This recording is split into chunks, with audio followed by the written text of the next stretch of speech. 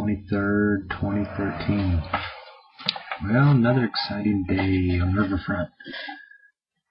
I was thinking about Anne Marie today, and she was a girl I knew back in Oklahoma City. We lived on 26th. She had German ancestry. I think she was born here in the States, but her mother came over from Germany, I guess, during the war thing. And her mother was single. Had a very strong accent, and it was very strict. Wouldn't let her. I remember going over and knocking on the back door and asking if she could come out, and she'd make sure she did her chores and her homework and all that stuff. But Anne Marie, let's see, what was it? 3rd, 4th, 5th grade, and she lived like a block and a half away. So we kind of grew up together. I've told this story before. Is that we got when we were little kids, we have crushes on each other, and we kind of had a little mock wedding in the front yard, and someone had took the clovers. The clovers have little white flowers, so we picked all the clovers and using that as rice and throwing them. It was just it was very fairy tale-ish. And sometimes you wonder what happens to these people. You don't see them for years later. Because I remember even after we moved, because we moved in, I was in 5th grade, so I would have been 10. Yeah. So back in 72, we moved to Yukon, and I remember going and visiting her. One time after that, went to go stay, and hadn't seen her all those years. And it was years later. I remember seeing her. Because I went to a pawn shop over there in that old neighborhood, and this is when I had a habit and was just pawning about anything I could get a hold of to support that habit. And I had some kind of concert lights, some flashing bright colored lights, and took those in. There was something else.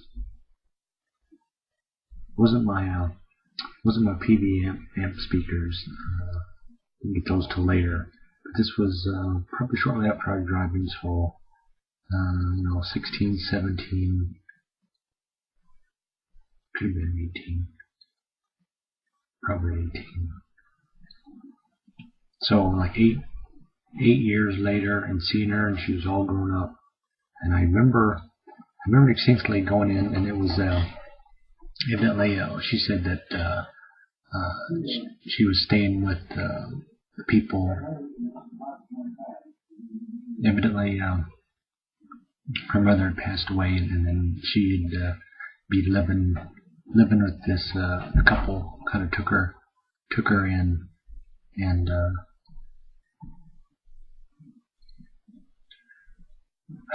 they had a pawn shop there.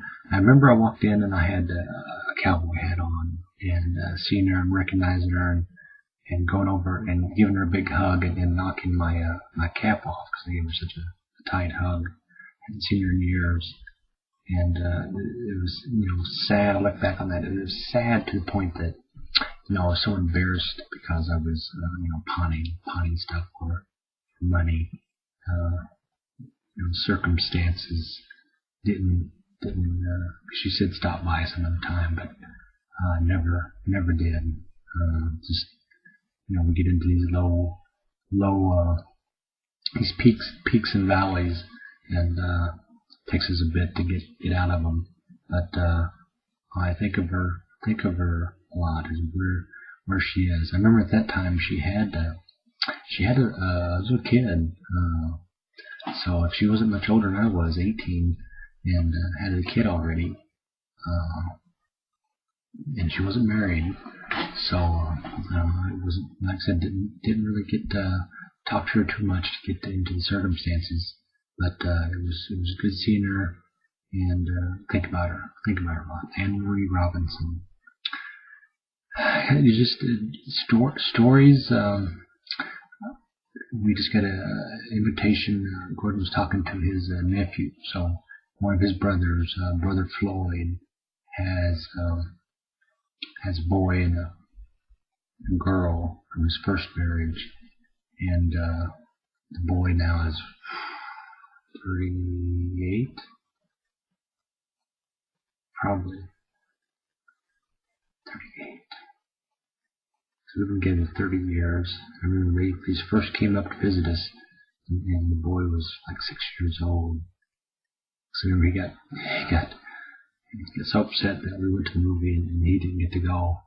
His sister was a little bit older, about 6 years older, so she was like 12 or 13, and her and I went to a movie, and he was so upset. But he remembered coming up and visiting, because his father was in the military, so we wouldn't see him for like 3 to 4 year stretches, and then they'd come visit Grandpa Frankie, and we'd see him and family. But the little Eric. And Eric is the one who had leukemia and had to have some bone marrow transplant. Took some of that and froze it and used it later when he had a relapse. But he's really recovered from that and done real well. Like I said, he's 30. I thought he said he was 38. And finally getting married. And what's strange is that he's getting married to one of his childhood sweethearts that he knew and dated back in high school, and then they lost contact and moved, of course, a few times. And this is back in Pennsylvania. And I know he got another girl pregnant because when he came up to visit this one time, he had probably a 16-year-old son came along with. At that time, he was in Mounds View, so this is just 5 years back. And what was interesting with Eric's story about meeting his childhood sweetheart and their, hooking up, I think they said they found each other on Facebook, is that his father, Brother Floyd, after going through a couple of marriages, hooked up with his childhood sweetheart because he got into trouble, got a girl pregnant, and had to go off. Got into some really trouble, and it was either go to jail or go to the military. So he opted out to go to the military, and then became a military man. But the original girl that he got knocked up, they met years later. Like I said, years later here, and got married. And they've been living together for, let's say, 10 plus years. So you get to, marry his childhood sweetheart and get to know his son, his other son, a lot better. So that was interesting. And then they just moved back to the States here for the last couple of years. So he's back down in Conway, Alabama. Got a home there that they had rented out at the time that they were staying in Georgia. So they're back in town. But yeah, Eric called and talked to Gordon for quite a bit, and like I said, it's just amazing how time will elapse, and sometimes you get back together with that first person that meant a lot to you. That's really interesting and fun stories. You hear these stories, and life is amazing. But anyway, I just wanted to tell you about some early experiences. Somebody that meant a lot to me, and so we went to school together, Anne Marie and I. And I remember the first time that I skipped class, ditched school was with her and some other friend. And we just walked out of school, and we were, like I said, third or fourth grade, so we're real young. But instead of trying to sneak away and go out the back way, we just walked right across the boulevard. And the teacher seen us walking across the boulevard, so by the end of the day, she had to call all our parents and let us know. So when we finally showed up, the gig was up. So didn't do that for a while, but experiences. But anyway, the song I'm going to play is My Eyes Adored You. And I really liked it because it was recorded in '74 and released in '75. And it was Frankie Valli was with the Four Seasons, but it was his first #1 hit. I remember playing it a lot. So like I said, there was a big stretch there that I listened to a lot of pop radio before I turned into rock and roll junkie. But yeah, I remember hearing that, and I don't know if I had the 45 or not,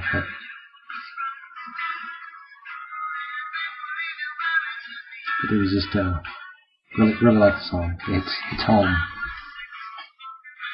So Frankie Valli, 1975. My Eyes Adored You.